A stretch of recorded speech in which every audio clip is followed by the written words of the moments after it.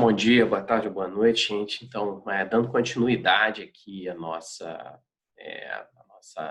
aula, né, conversando um pouco sobre biodiversidade molecular, né?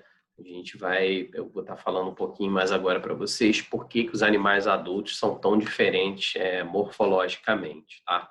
E a gente, ao longo da aula, eu vou estar mostrando um pouquinho para vocês que isso, a principal hipótese que a gente vai trabalhar nessa aula é que são diferenças nos seus genomas, né, nas suas sequências de DNA, né, que constituem seus genes, que são, em geral, sequências de DNA que viram RNA e proteínas, vou estar detalhando isso aí no próximo slide, e as sequências que regulam a expressão desses genes, as chamadas sequências regulatórias ou intergênicas, tá?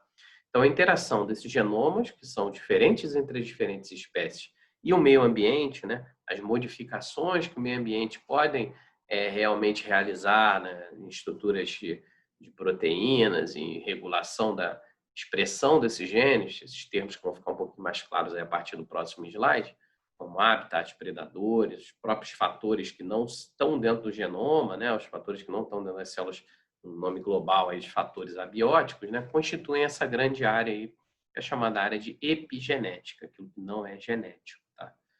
Então, para quem não é da área da biologia, é uma introdução aqui bem básica, né? Que é aquilo que a gente tem, né? As moléculas que têm funções, muitas vezes dentro das células, são as proteínas, né? Algumas delas, né? Você tem proteínas, vocês viram proteínas, carboidratos, né? Açúcares, lipídios, né? A professora Angélica falou de metabólitos secundários, moléculas bem pequenininhas, com estruturas químicas, com anéis, né? E aqui a gente vai estar focando aquilo que tem no genoma, que é o DNA, o RNA e as proteínas, que é o que está descrito nesse slide. A gente tem dois passos principais dentro de uma célula, né? No núcleo, uma célula eucariótica, ela tem o processo de transcrição, a gente continua dentro da mesma linguagem, tá? Essa linguagem é a linguagem de ácidos nucleicos, né? O DNA e o RNA, então isso a gente chama de transcrição.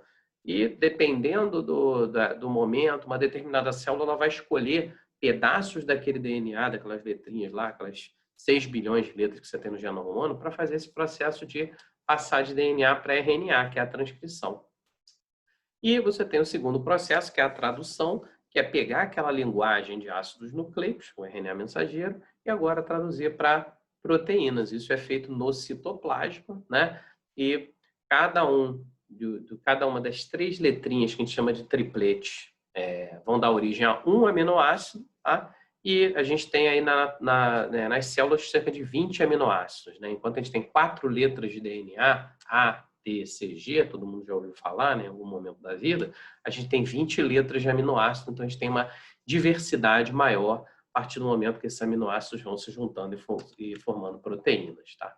Você tem a transcrição, a tradução, e no próximo slide, como vocês podem observar, é só um desenhozinho esquemático. Você tem o DNA dentro do núcleo, com a sua dupla hélice, tá?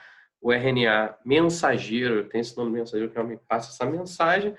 Ele tem essas regiões em azul e as em amarelo. Essas amarelas são removidas, que são os introns, né? Foram transcritas, né? Viraram de DNA para RNA, mas são removidas. Então, a gente fica só o que tem azul, né? Ali que tem azul, que sai, no caso do núcleo, vai para o citoplasma, onde vai acontecer o processo de tradução, sair da linguagem ácidos nucleicos para a linguagem agora proteína. Isso é feito através dessa estrutura aqui, que é o ribossomo, que é uma estrutura complexa que senta em cima do RNA e faz o processo de tradução, gerando essas bolinhas vermelhas, que são as proteínas.